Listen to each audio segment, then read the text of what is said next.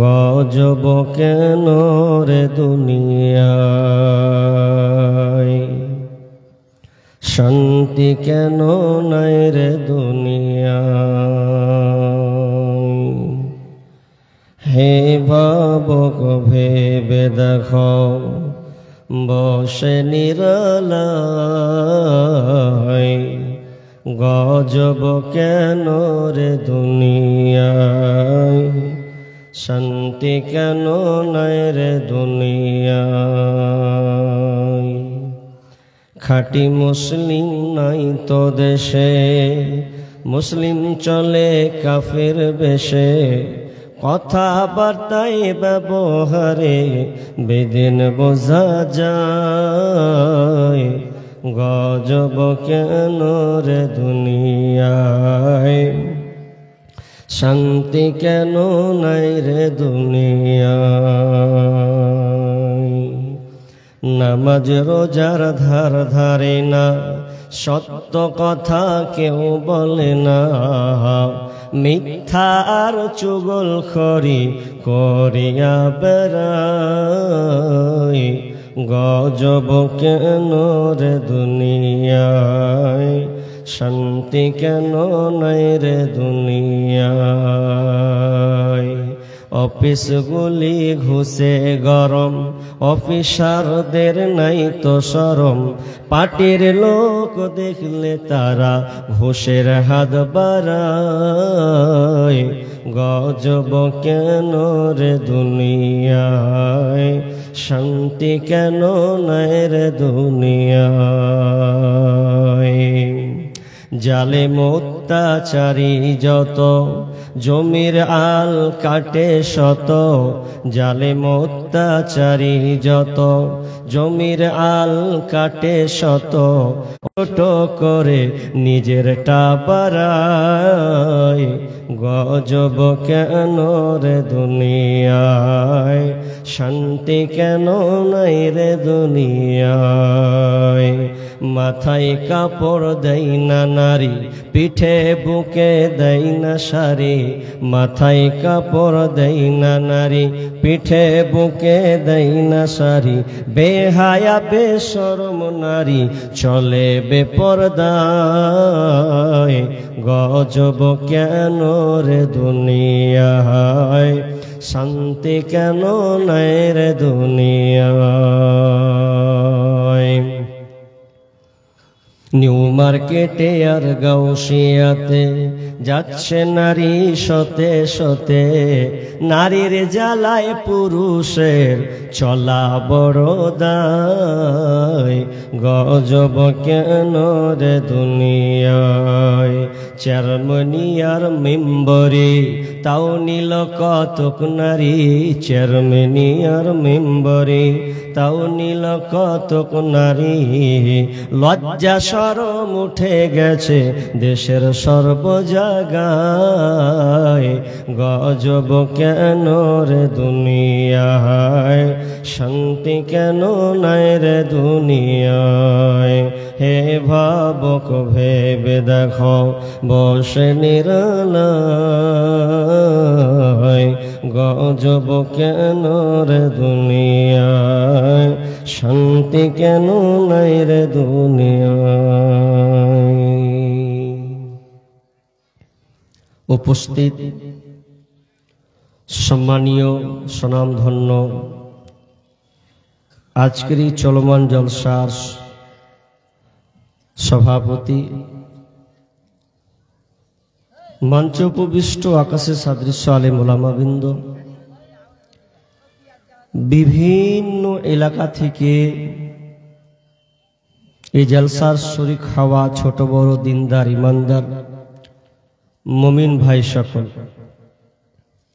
এবং পুরুষদের পেছনে অবস্থানরত সম্মানিতা মা ও বোনেরা, প্রথমে সে মহান মনিবের দরবারে প্রশংসা করি যে মহান মনিব আমাদেরকে দক্ষিণ শ্যামপুর দারুল উলুম ইসলামিয়া মাদ্রাসা এই উন্নতি কল্পে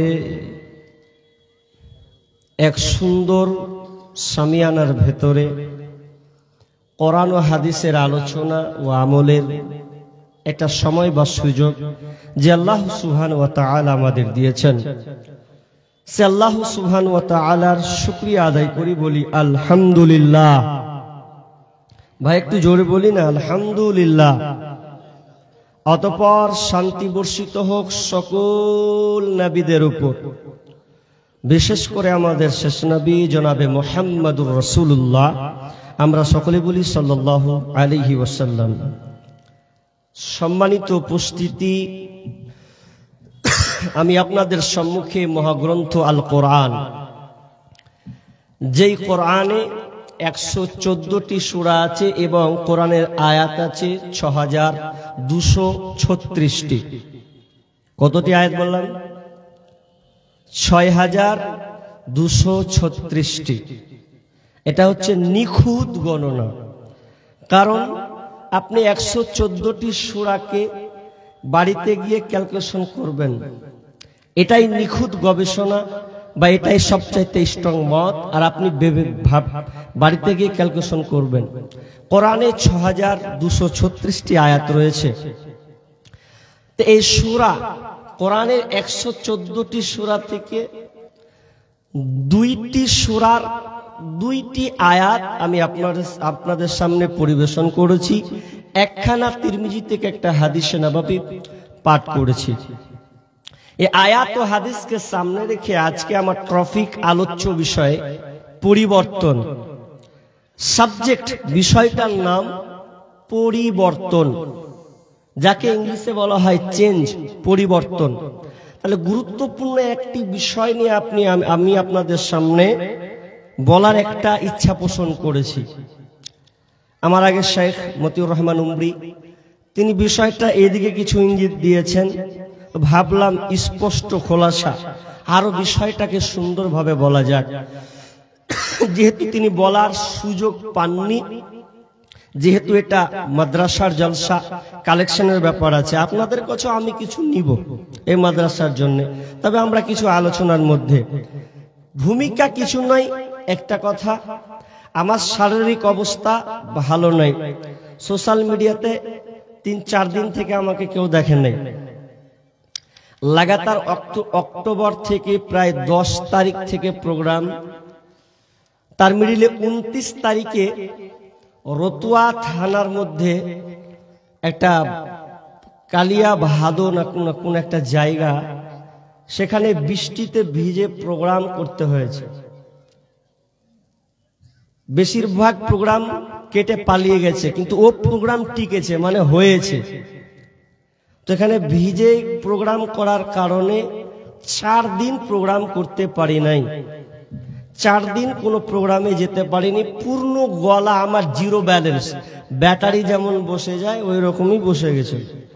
ভাবলাম আজকে বলতে পারবো কিনা, যাক আলহামদুলিল্লাহ 4 দিন রেস্ট নেওয়ার পরে আল্লাহ তাআলা এই ঔষধের মাধ্যমে একটু সুস্থ দান করেছেন। এজন্য আমি একটু আস্তে আস্তে বলবো, যেহেতু একটা গলার ব্যাপার আছে। পরিবর্তন বিষয়টা খুব গুরুত্বপূর্ণ, সঙ্গে শুনতে হবে। পৃথিবীতে আল্লাহ এই পৃথিবীটাকে এত সুন্দর করে অবয়ব দিয়ে তিনি বানিয়েছেন যে প্রত্যেকটা আল্লাহ সৃষ্টি সুন্দর। তার মধ্যে আল্লাহ মানুষকে বিবেক, বুদ্ধি, চেতনা, অনেক কিছু আল্লাহ তাআলা দান করেছেন। এই জন্য আমরা দুনিয়াতে অনেক কিছু বানিয়েছি, তৈরি করেছি। কেমন? আপনার এলাকাতে এই দক্ষিণ শ্যামপুর আপনি যখন চলে যাবেন, জেলখানা কি বলে ওটা যেন, ময়না, তারপরেরটা কি যেন জায়গাটার নাম, চেকপোস্ট। তো এই জায়গাটা যেতে 4-5 কিলোমিটার, তো এত দূর রাস্তা। তো আপনি 10 বছর পেছনে পিছিয়ে যান, 20 বছর পেছনে পিছিয়ে যান, তাহলে দেখবেন যে ওই সময়তে টুকটুকি চলতো না। চলতো জি? চলতো না। মানুষ সাইকেল অথবা হেঁটে হেঁটে, গরুর গাড়ি আর কিছু যাতায়াত করেছেন। রাস্তাও সেরকম ঠিক ছিল না। কিন্তু আজ 2025 সালে আমরা উন্নত করে ফেলেছি, অনেক কিছু পরিবর্তন করে দিয়েছি। আল্লাহ তাআলাও সৃষ্টির দিকে অনেক কিছু পরিবর্তন করে দিয়েছেন। এটা কেন, এই রোগটা আমি আপনাদের সামনে বলবো, ওটা আপনাকে শোনা লাগবে, তাহলে আপনি আসল জিনিসটা খুঁজে পাবেন। আচ্ছা, পৃথিবীতে আল্লাহ অনেকগুলো মানুষ পাঠিয়েছেন, প্রায় 800 থেকে 850 কোটি মানুষ বসবাস করে। তো এতগুলো মানুষ, এই মধ্যে আবার 4300টি ধর্ম, তার বেশি হতে পারে উল্লেখিত, 4300টি ধর্ম আছে। প্রধান ধর্ম টেনে টুনে আনা হয়েছে 10খানা, 10টা ধর্ম। তার মধ্যে পৃথিবীতে একটা ধর্ম আছে, একটা দিন আছে, যেই দিন ধর্ম ইসলাম। এই ইসলাম খানাকে পৃথিবীর মানুষ এমন নজরে দেখছে, কেউ এই মুসলিম জাতিকে ভালো নজরে দেখার পাত্র হিসাবে দেখছে না। এতগুলো ধর্ম কাউকে কটাক্ষ করলো না, মুসলিম জাতিকে কেন বেছে বেছে কটাক্ষ করা হচ্ছে? কাদের এই কালেকশন? কারা এই গতি চালিয়েছে? কার দোষ? কোন পার্টির দোষ? বিজেপির একটা চ্যানেল আছে, নিজস্ব চ্যানেল, শুধু খালি হাইলাইট প্রকাশ করছে, বাংলাদেশ থেকে মুসলিম এসেছে তারাও। আরে কথাটা আম কন্যা রে ভাই, খাস কেন? মুসলিম আছে তারাও, কিন্তু লিস্টে দেখা যাচ্ছে এসআইআর চালু করবে বলে, এসআইআর নামে দেখা যাচ্ছে মুসলিমের চাইতে বেজাতির অন্য ধর্মের লোকেরা, হিন্দুরা বেশি ধারিয়ে ধরা পড়ছে। এটা চাক্ষুষ প্রমাণ। এজন্য আবার নতুন একটা রুলস আবার আবিষ্কার করছে, দেখেন কি করে কয়দিনের মধ্যে। রুলস আবিষ্কার করছে, নিয়ম আবার আবিষ্কার করছে, আপনি চোখ নজর থাকবেন। কিন্তু আমি ওগুলো আলোচনা নয়, আলোচনা হচ্ছে এটাই যে আমরা এত বিপদের সম্মুখীন কেন? আরো ধর্ম আছে তো, মুসলিম জাতি আমরা নির্যাতিত কেন? আসল কথায় আমরা আল্লাহ থেকে বিমুখ হয়ে গেছি, পরিবর্তন হয়ে গেছি আল্লাহ থেকে। এর কারণ আপনি সিপিএম কে দিবেন না, এর কারণ আপনি কংগ্রেসকেও দিবেন না, এর কারণ আপনি তৃণমূল, বিজেপি, আরএসএস, বজরঙ্গ দল, চুঙে চুঙে আপনি কাউকে দোষ দিয়েন না। যদি দোষ দিতে হয়, কার দোষ? কোরআনকে জিজ্ঞাসা করেন, কোরআন আপনাকে পাল্টা উত্তর দেবেনই দেবেন। কোথায় আছে? আমার বানানো কথা নয়, আল্লাহ বলছেন বিসমিল্লাহির রহমানির রহিম, যাহারাল ফাসাদু ফিল বাররি ওয়াল বাহরি বিমা কাসাবাত আইদিন নাস লিয়ুযীকাহুম বা'যাল্লাযী আমিলু লা'আল্লাহুম ইয়ারজিউন। রব্বুল আলামিন বলেন, কোরআন আপনাকে চাক্ষুষ নজর দিয়ে আঙুল দিয়ে দেখিয়ে দেয়, এটা কোনো বিজেপির চাল নয়, এটা কোনো তৃণমূলের পদক্ষেপ নয়, এটা আরএসএর চক্রান্ত নয়। আমাদের উপরে কেন এত নির্যাতন, নিপীড়ন, অশান্তি? আল্লাহ সুবহানাহু ওয়া তাআলা বলছেন, জাহারাল ফাসাদু ফিল বাররি ওয়াল বাহরি বিমা কাসাবাত আইদিন নাস। তোমরা যে ফাসাদ গুলো দেখতে পাও, যে মহামারী, অশান্তি, দাঙ্গা ফাসাদ, এগুলো জলে এবং স্থলে, এ সর্ব দুই জায়গায় যে তোমরা দেখতে পাচ্ছ যেগুলো হয়, এগুলো তোমাদের হাতের কামায়। তোমাদের কারণে আজকে তোমরা লাঞ্ছিত হয়েছ, তোমাদের কারণে তোমাদের উপরে এই বিপদগুলো নেমে এসেছে। জাহারাল ফাসাদু ফিল বাররি ওয়াল والبغي بما كسبت أيدي الناس ليذيقهم بعض الذي عملوا لعلهم يرجعون দি আমার আল্লাহ বলছেন লিউযীকহুম বা'যাল্লাযী আমিলু অনেক কৃতকর্মের আমলের দরুন অনেক কাজ তোমাদের কারণে তোমাদের এই কৃতকর্মের কারণে তোমাদের উপরে আযাবকে আচ্ছাদন করা হয় তোমাদের উপরে আবার পাল্টা আযাবকে চাপিয়ে দেওয়া হয় কেন চাপিয়ে দি আমার আল্লাহ বলছেন লাআল্লাহুম ইয়ারজিউন বান্দারে তোরা যেন আমার দ্বীনের মধ্যে যেন তোরা আবার ঢুকে যাস তোরা নিখুঁত কোরআন সুন্নাহকে যেন তোরা মেনে নিস এই জন্য আমি আল্লাহ তোদের উপরে আযাবটাকে অন্য জাতি নয় তোদের উপরে আযাবটাকে আমি চাপিয়েছি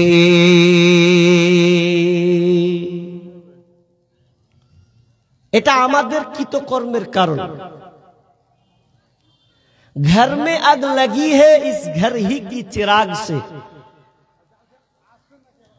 আমাদের নিজেদের ঘরে আগুন আমরা নিজেরাই জ্বালিয়ে দিয়েছি ওটা অন্য কেউ জ্বালায়নি জি অন্য কেউ জ্বালায়নি কুড়াল দেখেছেন কুড়াল কথা বলবেন কুড়াল বুঝেন আপনারা কুড়ালে কি করে কাট কাটে না তো কুড়ালের দুইটা অংশ আছে দুইটা একটা হচ্ছে কাট কাটার জন্য আর একটা আছে ধরার জন্য ঠিক না দুটা অংশ আছে একটা আছে লোহার আর লোহা দিয়ে লোহার ভেতরে ঢুকিয়ে লাঠির সাহায্য দিয়ে কাট কাটা হয় ঠিক না কাট কাটা হয় আচ্ছা কিন্তু সাহায্য কে করছে ভাই কাটকে আবার কাটি সাহায্য করছে কাটার সময় ও যে লাগবে শক্তি और क्षमता प्रयोग করছে তো লাঠি ওই কাটকে দিয়ে সহযোগিতা করছে তো মুসলমান তুমি তোমার ভাইকে বা তোমরা তোমাদের উপরে বিপদকে ডেকে এনেছো অন্য কাউকে দোষ দিয়ে লাভ নাই কেমন লাভ নাই আল্লাহ সুবহানাহু অন্য আয়াতে বলেন ওয়ামা আসাবাকুম মিন মুসিবা ফাবিমা কাসাবাত আইদিকুম ওয়া ইয়াফু আন কাসীর রব্বুল আলামিন বলেন আল্লাহ সুবহানাহু ওয়া তাআলা বলছেন তোমাদের জলে স্থলে তোমাদের উপরে যে কলরা ফাসাদ তোমরা দেখছো মুসিবত তোমরা যে দেখতে পাও এগুলো তোমাদের কৃতকর্মের দরুন কৃতকর্মের কারণে এগুলো তোমাদের হাতের কামাই ওয়া ইয়াফু আন কাসীর এবং আল্লাহ তোমাদের অনেক পাপ তিনি ক্ষমা করে দেন হাজি বিপদ আপদ আসছে আমাদের লেগেই কেন যে আমরা বেলাইন হয়ে গেছি আয়াতের একটা উদাহরণ দিলে আপনারা তৎক্ষণাৎ বুঝে ফেলবেন কেমন আমার দিকে লক্ষ্য করুন বিষয়টা কি বুঝে আমার দিকে দেখেন কি বলছি একটা ইঞ্জিনিয়ার চারতলার উপরে আছে মিস্ত্রি নিচতলায় আছে নিচে আছে মেশিন চলছে ঘুরছে মেশিন যখন ঘুরছে চারতলার উপর থেকে ইঞ্জিনিয়ারের দরকার পড়েছে বলেন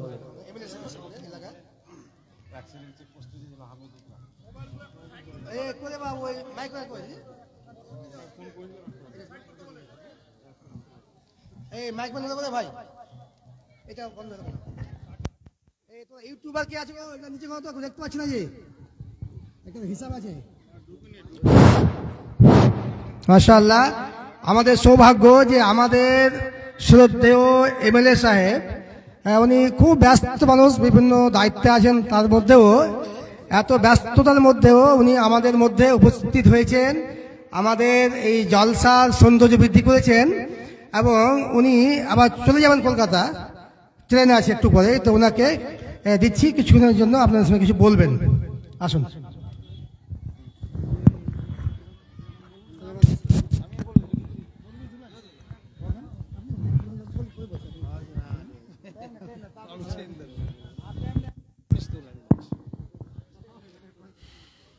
বিসমিল্লাহির রহমানির রহিম সর্বপ্রথমে আপনারা সবাই আমার সালাম গ্রহণ করবেন আসসালামু আলাইকুম ওয়া রাহমাতুল্লাহ আজকে বিরাট ঐতিহাসিক ধর্মীয় জালসা দক্ষিণ শ্যামপুর মাদ্রাসার শিশু মাদ্রাসার উন্নতি কল্পে এই জালসার সম্মানিত যোগ্যতম জালসার সভাপতি সহসভাপতিগণ মঞ্চে উপস্থিত আছেন এবং অত্র এলাকার ওলামায়ে কেরামগণ, হাজী সাহেব, সজ্জন ব্যক্তিবর্গ এই পবিত্র মঞ্চে উপস্থিত আছেন এবং প্রধান বক্তা, বিশেষ বক্তা সমেত অনেক বক্তাগণ আজকে এসেছেন এবং এখানে আমাদের সঙ্গে উপস্থিত আছেন এই অঞ্চলের, জয়হাট অঞ্চলের প্রধান রফিজউদ্দিন শেখ এবং অন্যান্য অতিথিবৃন্দ আছেন। তো আমি সর্বপ্রথমে জালসা কমিটির কাছে এবং মাদ্রাসা কমিটির কাছে শুকরিয়া আদায় করছি, আপনারা প্রতি বছর আমাকে আমন্ত্রিত করেন এবং আমার জ্ঞানে তো জানা মতে প্রায় 15-16 বছর ধরে এই জালসায় আমি আসছি। প্রতিনিধি আমি জীবনেও পাঠাইনি, আমি নিজেই সশরীরে এই জালসায় আসি, কারণ আমি জয়হাট অঞ্চলেরই সন্তান, এমএলএ বাদ দিয়েও আপনাদের ভাই বন্ধু সন্তান।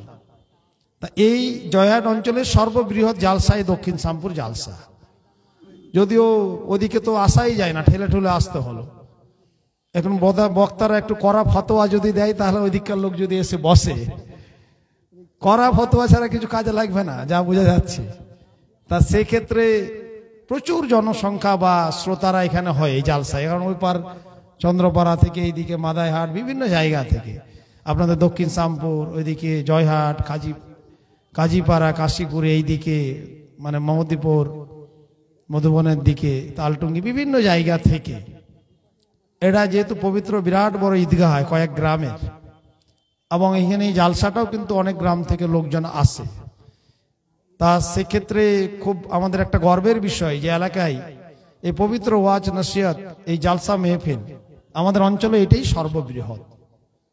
এবং এই মাদ্রাসার সঙ্গে আমার অনেক দিন ধরে সম্পৃক্ততা আছে, যতটা সম্ভব দান খয়রাত বা লক্ষ্য রাখা, মনিটরিং রাখা বা লাইট জল ইত্যাদির ব্যবস্থাপনা। শুধু এই মাদ্রাসা নয়, ইটাহারে 46টা বড় মাদ্রাসায় আমি লাইট জল ইত্যাদি ব্যবস্থাপনা সবসময় করে দিয়েছি, কারণ আমি যাই যে এখানে একটা বড় শিক্ষা প্রতিষ্ঠান, এতিম শিশুরা এখানে পড়াশোনা করে, কোরআনের পাখিরা এখান থেকেই তৈরি হয়।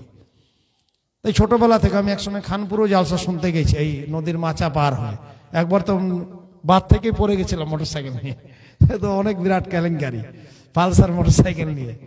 ওই সব বন্ধু বান্ধব, তখন আমি এমএলএ নেতা ছিলাম না আর কি। নিয়াজউদ্দিন মৌলানা সাহেব ওখানে ওনার পরিচিত ছিল, খুব ভালো লোক। তা উনি অনেক মসজিদে এলাকায় চাকলা এদিকে করে দিয়েছেন, আমি জানি ওনার প্রচুর অবদান আছে। তা ওনার আমন্ত্রণে আমি গেছি কয়েকবার। তো যাকে আমি বক্তৃতা বেশি দীর্ঘায়িত করবো না, 11:30 আমার ট্রেন আছে, ট্রেন পাবো কিনা আমি চিন্তায় আছি। এখন ব্যাগপত্র গোছাতে হবে, খেতে হবে, দেখছি চেষ্টা করব। তা যাওয়া জরুরি আছে। যাকে আমি এইটুকুই বলবো যে আজকে প্রধান বক্তা, বিশেষ বক্তাদের বলার দিন, তারাই পবিত্র হাদিস থেকে উদ্ধৃত অংশ আপনাদেরকে শোনাবেন। আপনারা আমরা সবাই যাতে শুনে আমল করি, মহান রব্বুল আলামিন আল্লাহ তাআলা আমাদের যাতে আমল করার তৌফিক দান করেন, আমিন। তা আপনি বলবো যে এখনো ইসলাম সমাজে অন্যান্য ধর্মের সাথে সাথে এখনো কুসংস্কার, অন্ধকারচ্ছন্ন জীবনযাপন আমরা করছি। তার জন্য এই বড় বড় জালসা, ওয়াজ নসিহত, মেহফিলের বিশেষ প্রয়োজন। শুধু মাদ্রাসার উন্নতি কল্পে নেই, আমাদের এই সঠিক সুপথে জীবনযাত্রা দিনের আলোয় আলোকিত হওয়ার জন্য এই জালসাগুলোর ভীষণ প্রয়োজন। ছোটবেলা থেকে আমি হোস্টেল লাইফে ওই জালসা বিভিন্ন জায়গায় শুনেছি। মুসলিম বিশ্ব কনফারেন্স হয়েছিল আপনার পাকুড়ে, আমি মোটরসাইকেল চালিয়ে গেছিলাম, জানেন তো, অনেক বছর আগে, প্রায় 20 বছর আগে। যে এই প্যান্ডেল মানে এখান থেকে চেকপোস্ট, দেশ বিদেশের, আফ্রিকা, আমেরিকা, কোনো রাষ্ট্র বাকি নেই যে লোক আসে। জাকির নায়ক কিষানগঞ্জ এসেছিল, আমি তো সেখানেও গেছিলাম। তো যাকে ঠিক আছে, আমি এটুকুই বলবো যে এলাকায় শান্তি সম্প্রীতি প্রতিষ্ঠার জন্য, সর্বধর্ম মিলে গণতান্ত্রিকভাবে চলার জন্য আপনারা যে আমাকে ইমানি দায়িত্ব দিয়েছেন, আমি আপনাদের খাদেম হিসাবে সে চেষ্টা করছি। নিশ্চয় কাজ করতে গেলে নির্ভুল আমরা নই, মানুষ মাত্রই ভুল হবে, তা না হলে আবার ফেরেশতা এনে ভোটে দাঁড়াতে হবে, সেটা তো সম্ভব না। তাহলে আমরা নির্ভুল নয়, আমাদের ভুল হবে কাজ করতে গেলে। সন্তান মধ্যে আপনাদের বলেছি আগে, এমএলএ বাদ দিও, ভাই বন্ধু সন্তান। মানুষ আমাকে সম্মানিত করেছেন, মহান আল্লাহ তাআলা রব্বুল আলামিন সম্মানিত করেছেন। কাউকে অসম্মানিত, কষ্ট দেওয়ার মতো কাজ, ন্যায়পরায়ণতার বাইরে কাজ আমার হাত দিয়ে হয়নি আর হবেও না।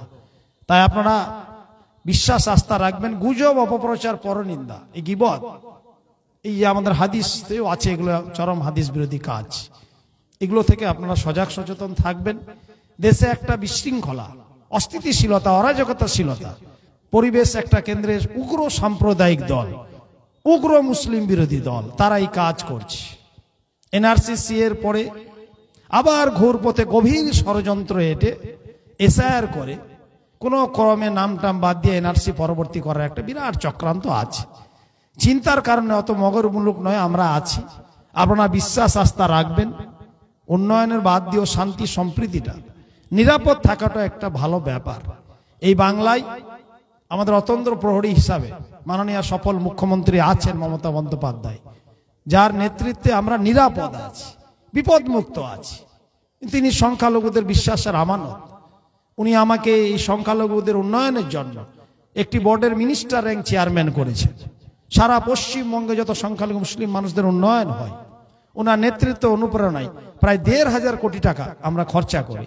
আপনাদের বাড়ির ছেলেমেয়েরা এই যে স্কুল থেকে টাকা পাই, স্কলারশিপ, এই সমস্ত আমি ওইটা বোর্ডের চেয়ারম্যান। লোন পাই, যে ছেলেমেয়েরা, মুসলিম ছেলেমেয়েরা বিদেশে ডাক্তার হবে, 5 বছর পড়াশোনা করে আসবে, তার 30-40 লক্ষ টাকা অবধি লোন মাত্র 3% সরকারি সিস্টেমে, ফ্রিতে হয় না। লোন মানে কিছু না কিছু পার্সেন্টেজ দিতে হয়, তাও ডাক্তার হয়ে এসে টাকা শোধ করতে হবে। এই আমি প্রায় 100 জন মুসলিম ছেলে মেয়ের সাথে কথা বলেছি, ইটাহারেরও 13 জন আছে। তাই বললাম তোমরা কি করে ডাক্তার হলে? বলছে স্যার আপনারা যদি, সরকার যদি এই লোনটা না দিত আমার বাবা আমাকে ডাক্তার করতে পারত না। এই ধরনের কাজগুলো, ওইটা দায়িত্বে আমি আছি। এই ঈদগাহ কবরস্থান নির্মাণ কল্প আমরা কাজ করে যাই সরকারি থেকে। তাই আমি কথা আর দীর্ঘায়িত করবো না, আমার যেহেতু সময় খুব কম। আমি দক্ষিণ শ্যামপুরে যেহেতু আমার রেকর্ড আছে, আমি প্রতি বছর এসেছি সশরীরে। অনেকে আবার প্রতিনিধি পাঠায়, আমি প্রতিনিধিতে বিশ্বাসী নই। যত সশরীরে আসবো তত আত্মীয় স্বজনের একটা সম্পৃক্ততা সৃষ্টি হবে।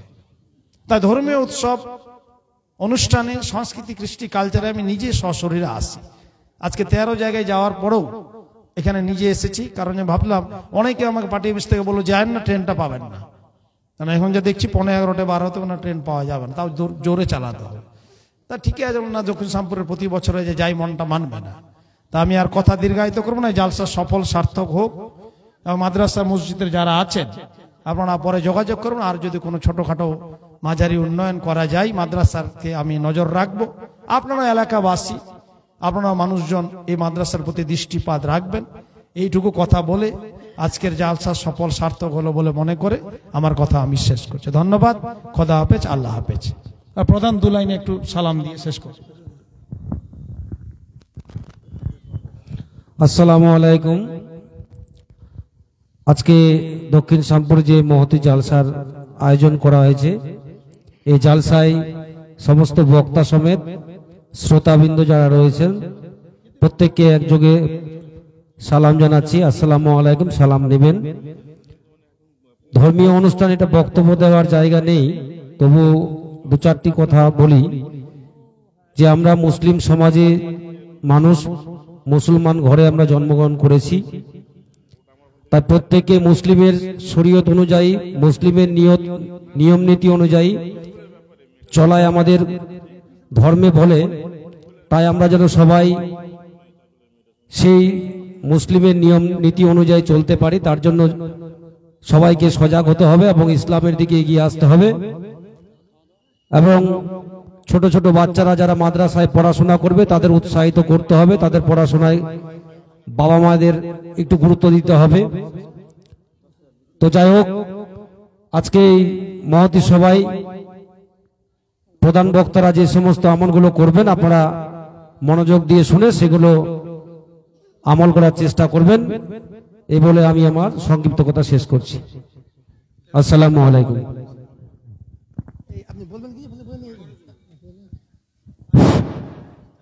মাশাআল্লাহ, আমাদের এমএলএ সাহেব এবং প্রধান সাহেবকে অসংখ্য ধন্যবাদ। তারা মূল্যবান সময় দিয়ে আমাদের এখানে এসেছিলেন, কিছু মূল্যবান কিছু কথা বলে গেলেন। বলেন স্যার।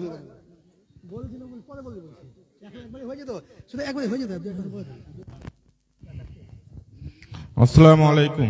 মঞ্চে উপবিষ্ট সভাপতি সাহেব এবং উলামায়ে কেরামগণেরা এবং সামনে বসা আমার ভাই ও বোনেরা, সবাইকে আমার আসসালামু আলাইকুম ওয়া রাহমাতুল্লাহি ওয়া বারাকাতুহু। আমি মোহাম্মদ হামিদুর রহমান, মালদা থেকে এসেছি, জনসভা নার্সিংহোমের কর্ণধার। বিশেষ কিছু বলার নেই, এখানে মৌলানা সাহেবের সামনে বলতেও লজ্জা লাগছে, বা ক্ষমা মার্জনা করবেন। আমার এখানে নতুন সংযোজন হয়েছে আপনার অর্থোপেডিক, ইএনটি, ইউরো এবং নিউরো, সমস্ত কিছু কার্ডের মাধ্যমে সম্পূর্ণ ফ্রি হয়, প্লাস ক্যাশলেসেরও ব্যবস্থা আছে। আপনারা আমাদের এখানে পরামর্শ নেওয়ার জন্য আসুন। আর আমি চাই না যে কাউকে অসুস্থ হোক, যদি কেউ অসুস্থ হয় তাহলে প্রথমে আমাদের এখানে আসুন, এসে পরামর্শটা নেওয়ার জন্য আপনাদেরকে আহ্বান জানাচ্ছি।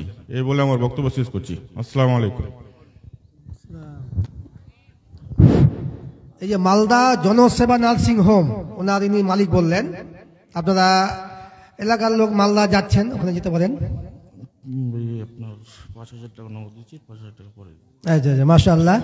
উনি 10,000 টাকা দান করলেন, জনসেবা নার্সিং হোমের মালিক। উনি 5,000 টাকা নগদ আর 5,000 টাকা বাকি, লিখে নেন বাবু। তো উনি দান করলেন। ওনারা আমি দেখেছি নার্সিং হোমটা বেশ ভালোই করেছেন, আপনারা যাবেন, যা সুবিধা হবে।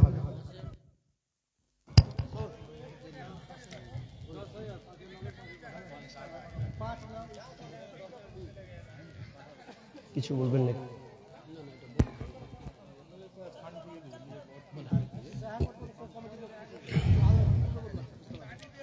আপনাদের কষ্ট হচ্ছে নাকি? একটু হবে, এটা মেনে নিতে হবে, সবকে সব সময় পাওয়াও যায় না। জি যাক, তো অনেক মূল্যবান কথা বলেছেন, এটা আমাদের শিক্ষণীয়। যাক, তো আমি যে বিষয়টা বলছিলাম, আমার নিয়ম ওরকম, ব্যাঘাত ঘটে গেলে আবার লাইন ক্লিয়ার করতে পারি না। রোগ আমার একটাই, মিডিলে যদি মানে অ্যাক্সিডেন্ট ঘটে যায়, ডিস্টার্ব করে দেয়, আমি আর সাজাতে পারি না, এটা আমার দুর্বলতা। যাক, কি বলছিলাম, এও সহযোগিতা করা যায় কিনা? আপনারা শ্রোতা হিসাবে আপনারা সচেতন ছিলেন তো? কি বলছিলাম, কোথায় ছেড়েছি, কারো কোনো খেয়াল আছেন? হারিয়ে দিয়েছেন? জি, ভুলে গেছেন? আল্লাহ সামাদ। তো যাক, ভুলেছেন যখন, আমি ভুলিনি, আপনারা হয়তো ভুলেছেন, কেন আমার লাইন তো ক্লিয়ার রাখতে হবে না ভাই। জি, তবে মনে রাখতে হবে। জি, আমার আজকের আলোচনা হচ্ছে পরিবর্তন, চেঞ্জ। আচ্ছা আচ্ছা, ইনশাল্লাহ করে দেবো এখন। আচ্ছা ঠিক ঠিক, উনি মা বাবার জন্য দোয়া চেয়েছেন, ইনশাল্লাহ খাস করে বলুন। ডেলিগেট খোলা রয়েছে, অনেক মাংস রয়েছে, যিনারা খেতে বাকি আছেন ডেলিগেটে যেতে পারেন নাকি? ও মাংস বিক্রি হচ্ছে, যিনারা লওয়ার ইচ্ছুক ডেলিগেটে চলে যান। ক টাকা বললেন না যে? ক টাকা বললেন না যে? বুঝবে? হ্যাঁ, কি বলছিলাম ভাইয়া, আল্লাহ সুবহানাহু ওয়া তাআলা বলছেন যে তোমাদের এই বর্তমান প্রেক্ষাপটে তোমরা যে অশান্তি ভোগ করছো, তোমাদের উপরে যে কালো ছায়া নেমে এসেছে, মারামারি, হানাহানি, কাটাকাটি, ফিতনা, ফাসাদ, এগুলো যে তোমরা দেখতে পাচ্ছ, এর কারণ হচ্ছে তোমরা নিজেরাই। এবার আমি আর প্রেক্ষাপট লম্বা আয়াতের নয়, হাদিসের দিকে সরাসরি চলে যাই, সময় সংকীর্ণ। কি আনাস থেকে আপনাদের সামনে একটা হাদিস বলেছি, হাদিসটা খেয়াল করেছেন কিনা? আল্লাহ রাসূল বলছেন, লা ইয়াকুনান্না ফি হাদিহিল উম্মতি খাসফুন ওয়া কাযফুন ওয়া মাসখুন ওয়া যালিকা ইযা শারিবুল খামুর ওয়াত্তাখাযুল কায়নাত ওয়া দারাবু বিল মা'যিফ। আল্লাহ রাসূল বলছেন, যখন তোমাদের মাঝে এই তিনটি ভয়াবহ পাপ যখন তোমাদেরকে গ্রাস করবে বা পাপে তোমরা নিমজ্জিত হবে, তখন তোমাদের উপরে আবার তিনটি ভয়াবহ আযাব চাপানো হবে। তাহলে আমাদের উপরে আযাব চাপার কারণ আমরা নিজেরাই আমরা অন্যায় হাত দিয়েছি, অন্যায়কে সাপোর্ট করে নিয়েছি, কবুলিয়াত করে নিয়েছি। এজন্য আল্লাহ আমাদেরকে তিনটি বিপদ আমাদের উপরে চাপিয়ে দিয়েছেন। নাম্বার 1, ওয়াযালিকা ইযা শারিবুল খামর।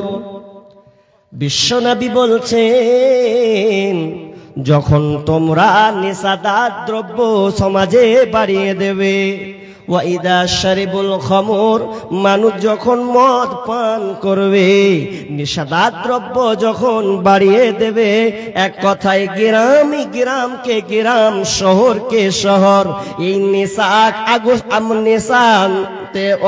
নেশাতে মানুষ যখন ডুবে যাবে, এক কথায় মানুষ মদ পান করবে, তখন তাদের উপরে 3টা আযাব আসবে।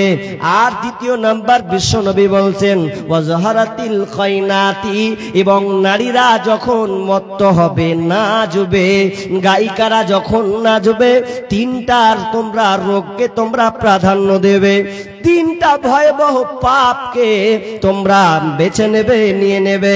নাম্বার 3, ওয়াযরাবু বিল মাউযিব, এবং বাদ্যযন্ত্র যখন হারে হারে বৃদ্ধি পাবে, গান বাজনা বেড়ে যাবে, তখন তোমাদের উপরে 3টি আযাব চাপবে। এবার আপনারা বলেন, আপনাদের এলাকাতে 3টা পাপ আছে না নাই? কথা বলেন না ভাই, আছে না নাই? যদি না আছে তো আলোচনা বাতিল, যদি আছে তো একটু শুনে পরিবর্তন হওয়া লাগবে। কেন পরিবর্তন হতে হবে ওই আয়াতটা এখনো পেন্ডিং এ রেখেছি। তবে 3টি আযাব চাপবে যদি 3টা কর্ম, খারাপ কর্ম আমাদের উপরে থাকে। নাম্বার 1, মদ পান করা। আজকে মুসলমান মদকে আমরা এমন ভাবে বেছে নিয়েছে, আপনাদের এই দিকে নাই, আমার বাড়ির পাশে মদেরই গোডাউন খুলেছে। 2024 সাল, 2024 থেকে সরকার লাইন প্রাপ্ত থেকে এটা ওপেন খুলে দেওয়া হলো। ফলাফল কি দাঁড়ালো? ফলাফল দাঁড়িয়েছে, আরে দেখে তো অবাক হয়ে গেলাম। যদি কোনোদিন লাইভে ধরা যায় মোবাইলে, তো আপনি অবাক হয়ে যাবেন। প্রশ্ন করবেন, মৌলভী সাহেব এই লাইনটা কিসের? উত্তর হবে, এটা ঔষধের দোকান নয়, এটা কোনো হসপিটাল নয়, কোনো স্কুল নয়। লাইন লম্বা, 200, 400, 500 পর্যন্ত লাইন লেগে আছে। কোথায়? তো মদের কাউন্টারে লাইন লেগে আছে। কে খাবে? আমি দাঁড়িয়ে দাঁড়িয়ে দেখলাম কতটি মুসলিম আছে আর কতটি হিন্দু আছে, আর অন্য কোনো বেধর্মী আছে কিনা। আমি গবেষণা করে দাঁড়িয়ে বাড়ির পাশের, যেহেতু আমি দাঁড়িয়ে দেখলাম, তো 100টার মধ্যে 95টা মুসলমান দাঁড়িয়ে আছে এই মদ পান করার জন্য, মদকে খাওয়ার জন্য, উপভোগ করার জন্য তারা লাইন দিয়ে দাঁড়িয়ে আছে। একজন ইয়ার কি করে বলছে, দেখবে দেখ এই যে কত ফার্মেসিতে কত লম্বা লাইন লেগেছে। হাই মুসলমান, তুমি মদটাকে বেছে নিয়েছো, তোমার উপরে আযাব চাপিয়ে দেওয়া হয়েছে। নাম্বার 2, বিশ্বনবী বলছেন, যখন নারীরা নাচবে, আজকে বর্তমানে দেখা যায় আপনার মেয়ে ক্লাস 8-এ পড়ে, ক্লাস 9-এ পড়ে, 10-এ পড়ে, ওই মেয়েটা 9 অর্থাৎ অ্যাডাল্ট হয়ে গেছে, একটা সে যৌবন পদার্থ, একটা যুবতী, একটা নায়িকা, সে তরুণী হয়ে গেছে।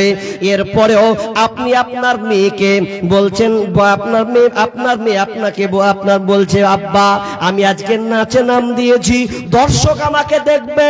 ক্লাস 10-এর মেয়ে বলছে আমি নাচে নাম দিয়েছি, ওই নাচটা কে দেখবে? তো সারা পাবলিক যারা আছে তারা দেখবে। তার মানে আজকে আমরা নাচটাকে এমন ভাবে প্রাধান্য দিয়েছে, মনে হচ্ছে কারো মধ্যে ঈমানই বলে কোনো জায়গা নাই। মনে হচ্ছে আমরা বেঈমান যেন বসবাস করছে, মনে হচ্ছে যেন আমরা কাপুরুষ বসবাস করছে।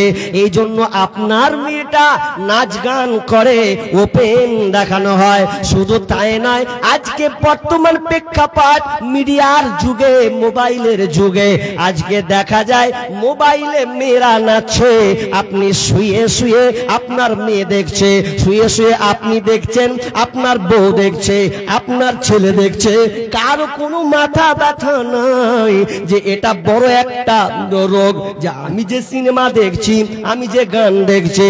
শুধু তাই নয় বন্ধুরে, আজকে প্রেমিক প্রেমিকা পর্যন্ত এত নিমজ্জিত হয়ে গেছে যেন কেন কারো ঘুম নাই। সবাই বাপ মা ঘুমিয়ে আছে, ছেলে মেয়ে যেন জেগে আছে, রাত 12টা 1টা পর্যন্ত লাইন যেন কর্তাদের লেগে আছে। রাত 12টার পরে যখন সকলে ঘুমায় রয়, যুবক যুবতী তখন মনের কথা কয়। আরে রাত 12টার পরে যখন সকলে ঘুমায় রয়, যুবক যুবতী তখন ফোনে কথা কয়। ওরে মোবাইল হাতে পাইয়া বর্তমানের নারী লেখাপড়া ছাইরা দিছে মরার প্রেমে পড়ে। ওরে মোবাইল হাতে পাইয়া বর্তমানের নারী লেখাপড়া ছাইরা দিছে মরার প্রেমে পড়ে। সারাটা দিন চিন্তায় থাকে রাত্রি কখন গভীর হয়, যুবক যুবতী তখন মনের কথা কয়। এক খবরে যেন গান নিচে কোনো একটু নাচিয়ে রেখেছে, ওই নাচটাকে বন্ধুকে পাঠিয়ে দিয়েছে, প্রেমিককে পাঠিয়ে দিচ্ছে। মানে নাচানাচিটা এমন সহজ ইজি করে দেওয়া হয়েছে, মায়েরও ব্যথা নাই, বাপেরও যেন ব্যথা নাই, শুধু একটাই কথা, আমার মেয়ে নেচেছে। তার মানে পুরুষত্ব নেই, পুরুষত্ব হারিয়ে দিয়েছি। আমি অবাক হয়ে যাই, মক্কার কাফের মুশরিক ব্যক্তি, আমি যখন এই ঘটনাটা পড়লাম আমি মনে হলাম যে আমার ইমানে মনে 0 ব্যালেন্স ঢুকে গেছে। ও একটা কাফের মুশরিক, অথচ তার কথার দাম্ভিকতা দেখেন, তার পুরুষত্ব দেখেন। উট বিক্রি করছে, তো উট যখন বিক্রি করছে তো তৎক্ষণাৎ মনে পড়লো উট বিক্রি করব না। পাশের জন্য বলছে, হ্যাঁ রে ভাই উট বিক্রি করবি না? মানে 1 লাখ টাকা দাম উটটা, বিক্রি করবে না? বিক্রি করব না। কেন বিক্রি? এই জন্য করব না, এই জন্য করব না, এই জন্য করব না, যাতে যদি আমি উটটাকে আমি বিক্রি করে দিই, আমার একটা কথা স্মরণ হলো, আমার বাড়ির উট যদি বিক্রি করে দিই তাহলে উটের মালিক যা ইচ্ছা মন তাই করবে। তো আমার উটের পিঠে আমার মেয়ে চড়েছে, আমার উটের পিঠে আমার বেটি চড়েছে, তো আমার মনে গায়রাতে লাগলো, আমার মনে গায়রাতে বাঁধলো যে আমি ওই উট বিক্রি করব না। কারণ উট বিক্রি করলে ওই উটের পিঠেও পর পুরুষ চেপে নেবে, তাহলে ওই জায়গাটা অন্য পুরুষ দখল করবে। এই জন্য আমি চাই উট বিক্রি করলাম না, ওকে জবাই করে মাংস করে খাবো, মাংস করে বিক্রি করব, কিন্তু উট আমি বিক্রি করব না। একজন মুশরিক ব্যক্তির যদি গায়রাতে লাগে, মুসলমান তোমার মেয়েকে তুমি ওপেন ছেড়েছো দুলা ভাইয়ের সাথে, জামের সঙ্গে ছেড়ে দিয়েছো, আর ছোট শালি বলে কথা না, না খবরদার, তোমার গায়রাতকে তুমি নষ্ট করো না, পুরুষত্বকে তুমি নষ্ট করো না। আজকে বর্তমান প্রেক্ষাপট এমন দাঁড়িয়েছে, মোবাইলটা এত ফিতনা ফাসাদ হয়েছে। আজকে টাটকা ঘটনা আপনাকে দেব। আমি বালুরঘাটের বাস ধরলাম, বাস ধরে দেখছি একজন মেয়ে 2টা ছেলে নিয়ে কভার করছে। ঘটনা জানা গেল কি, তো মেয়েটা স্বামী বাড়িতে নাই, বিদেশে কাজ করে। মেয়েটার বাড়ি কোথা, তো আপনার কিনা করে বারসয়ের কোনো সাইডে ফাইডে কোনো জায়গা হবে। তো জিজ্ঞেস প্রমাণ পাওয়া গেল মেয়েটা মোবাইল ব্যবহার করছে প্রায় 1-2 বছর থেকে। স্বামী বাড়িতে থাকে না, বিদেশের টাকা স্ত্রীর ব্যাংক ব্যালেন্সে পাঠায়, কিন্তু ফলাফল আজকে নাকি ফারাক্কাতে যে ধরা পড়লো, ধরা পড়ে ছেলেটা উধাও পালিয়ে গেছে। এখন মেয়েটা বলছে আমি তোর সাথে সংসার করব না, ওই ছেলেটার সঙ্গে যাব। খোঁজ নিলাম মেয়েটা কে, তো মেয়েটা 3টি বাচ্চা আছে, কোলে একটা বাচ্চা, 2টা আরো বাচ্চা যুক্ত আছে। মোবাইলের গ্রাস কথাটা কেন বলছি চটচট করে, কারণ বর্তমান সবচাইতে বড় ভাইরাস মানুষকে গিলে ধরেছে, তার নাম হচ্ছে মোবাইল। মোবাইল আপনার মেয়েকে দিলেন কেন? প্রয়োজন আছে, আমি বলিনি দেন না, প্রয়োজন আছে। তাই বলে আপনার মেয়েটা কলেজ পর্যন্ত মোবাইল নিয়ে যেতে হবে? আপনার ওই মেয়েটাকে মোবাইল স্কুল পর্যন্ত নিয়ে যেতে হবে? আপনার মেয়েটা বেড়াতে যাবে তবুও মোবাইল নিয়ে যেতে হবে? তাহলে আপনি কতটা গায়রতহীন, আপনার মধ্যে কতটা পুরুষত্বহীন কাজ করে। জি, খবরদার আপনার মেয়েকে আপনি মোবাইল দিবে না, সাবধান হন। স্ত্রী পর্যন্ত বিশ্বাস করা যাবে না। আরে স্ত্রী যতই ইমানদার হোক, কারণ ইমানদারকে কাটার জন্য একটা জিনিস যথেষ্ট, তার নাম মোবাইল। আপনি কাকে বিশ্বাস করছেন? এবছর একটা সঙ্গীত লিখেছি, ওটা এখানে বলবো না, যখন লোক পালাবে তখন বলবো, তার আগে বলবো না। লোক পালাবে তখন বলবো। জি, তো 2 নাম্বার রোগ। নাম্বার 3, ওয়াযরাবু বিল মাউযিব। যখন মানুষ বাদ্যযন্ত্রকে গ্রাস করবে, বাদ্যযন্ত্র বেড়ে হারে হারে বৃদ্ধি পাবে, বেড়ে যাবে। এক কথায় মানুষ বাদ্যযন্ত্রকে, গান বাজনাকে সাপোর্ট করে নেবে। ঘরে ঘরে গান বাজনা, বিয়েতে হবে গান বাজনা, সকালে উঠবে তো গান বাজনা, বিকাল হবে তো গান বাজনা, দোকানে চলবে তো গান বাজনা, রাস্তায় বাইক চালাবে তাও গান বাজনা, সাইকেল চালাবে তাও গান বাজনা। এক কথায় সবাই এই গানটাকে, বাজনাটাকে মামুলি মনে করে নেবে, এটা কিছুই মনে করবে না। মুসলমান আজকে গান বাজনাকে সাপোর্ট করেছে, কোরআনকে ছেড়ে দিয়েছে। আগের জামানায় 20 বছর পেছনে চলে যান, সকাল হলে কোরআন তেলাওয়াত করতো আমার মাসি, আমার খালা, আমার বোনেরা। কোরআন তেলাওয়াত করে সকাল সকাল মিষ্টি ভাষা শোনা যেত। বিসমিল্লাহির রহমানির রহিম, যালিকাল কিতাবু লা রাইবা ফি হুদাল লিল মুত্তাকিন। কোরআনের আয়াতগুলো শুনতে পেতাম। আর এখন সকালে যদি বের হয়, গান ছাড়া বিকল্প আর কিছু শোনা যায় না। এই জন্য বিশ্বনবী বলছেন, যখন তোমাদের উপরে 3টি এই রোগটাকে তোমরা যখন নিয়ে নেবে, আল্লাহ তাআলা 3টা বিপদ নামিয়ে দেবে। খাসফুন ওয়া কাযফুন ওয়া মাসখুন, 3টি আযাব চাপবে। নাম্বার 1, 1 নম্বর আযাব আল্লাহ তাআলা দেবেন ভূমিধস, ভূমিকে ধসিয়ে দেবেন, ভূমিকম্প হবে। কারণ কেন তোমরা এই পাপটাকে তোমরা মেনে নিয়েছ। নাম্বার 2 নম্বর হচ্ছে, বিশ্বনবী বলছেন, আসমান থেকে অথবা জালিম শাসক দিয়ে তোমাদেরকে অত্যাচার করা হবে, জালিম শাসকে তোমরা নির্যাতিত হবে। আজকে এটা বর্তমানে দেখা যায়। নাম্বার 3, মানুষের আকার আকৃতি পরিবর্তন হবে। তাহলে 3টি পাপ আমরা বর্তমানে গ্রহণ করে নিয়েছি। করেছি না করিনি? করে নিয়েছি। আর 3টি পাপ গ্রহণ করে নেওয়া তো 3টি বিপদ। আর ইবনে মাজার 4019 নম্বর হাদিসে ইবনে উমার থেকে রিওয়ায়াত, তিনি বর্ণনা করছেন যে আল্লাহ রাসূল মুজাহিদদেরকে সম্বোধন করে বলছেন, ও আমার মুজাহিদের দল, তোমরা শোনো, আমি তোমাদেরকে বলছি, যদি কোনো জাতি এই 5টা পাপে নিমজ্জিত হয়, তো আল্লাহ আবার তাদের উপরে 5টা থেকে 60টা আযাব চাপাবেন। নাম্বার 1 নাম্বার কি? বিষ্ণু বললেন, যে জাতি অশ্লীলতাকে সাপোর্ট করবে, অশ্লীলতা এক কথায় জিনা, ব্যভিচার, যেখানে অশ্লীলতা থাকবে, ওই অশ্লীলতাকে মানুষ যখন সাপোর্ট করবে, তখন শুনে নাও তাদের উপরে মহামারী রোগ দিয়ে দেওয়া হবে। স্মরণ করুন 2019 সাল, ভালো করে খেয়াল রাখুন, করোনা হয়েছিল না? তার আগে তো আরো মহামারী ভয়াবহ, কিন্তু এটাকে নিখুঁত মনে থাকারই কথা, বেশি দিনের নয়। তো এই করোনাটা কেন হলো? জি, কারণ অশ্লীলতাকে আমরা সাপোর্ট করে নেওয়া, অশ্লীলতাকে মেনে নেওয়া, ছয়লাভ ছড়িয়ে দেওয়া, এই জন্য হয়েছে। ফলাফল কি হলো? মানুষ আস্তে আস্তে সাবধান হয়ে গেল। সুবহানাল্লাহ, আলহামদুলিল্লাহ, আকবার, তাসবিহ, তাহলিল। যে মসজিদে নামাজ পড়ে না, ও কইছে চবে তাড়াতাড়ি উজু করে চলা, তো কাজ খারাপ হয়ে যায়। কেন? বুঝে ছুঁয়াছে রোগ, তাকে ধরবো, ওকে আমাকে ধরে নেবে। মানুষ সাবধান। এই জন্য দেখবেন সমুদ্র সৈকত, আমি এটা ভালো করে দেখেছি, সমুদ্র সৈকত আপনারা বুঝেন তো? আরে বুঝেন কি না?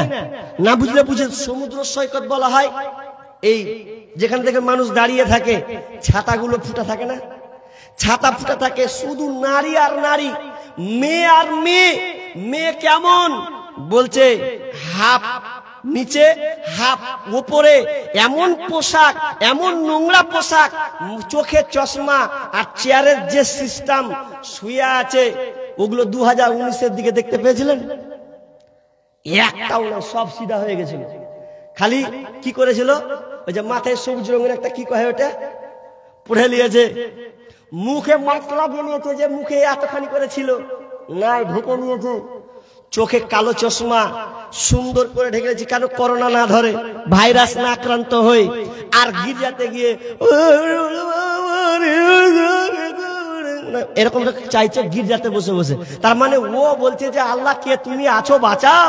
এখন ভেজালে পড়েছি অনেক, এখন আল্লাহকে গির্জাতে বলে ওরা নিজের ভাষাতে আল্লাহকে ডাকছে।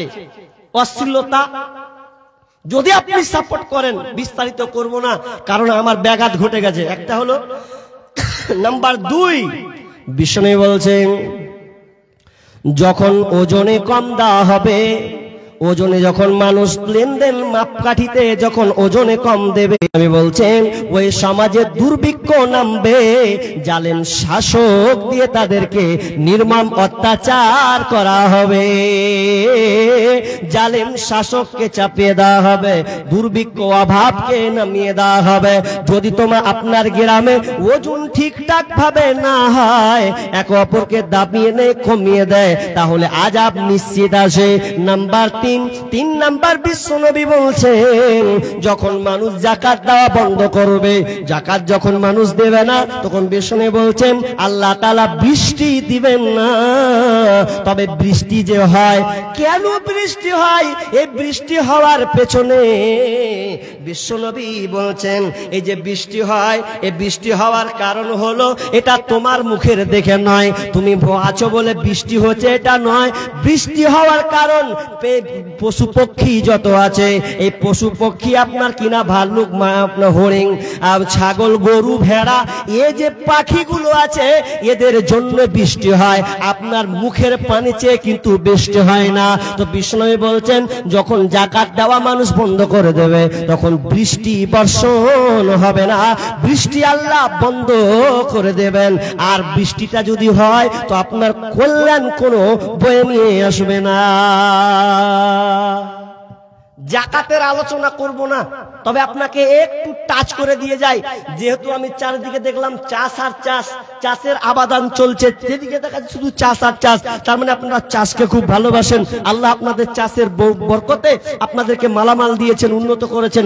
তবে শুনেন একটা সাফ কথা, ক্লিয়ার কথা, যাকাত আপনাকে বের করতে হবে।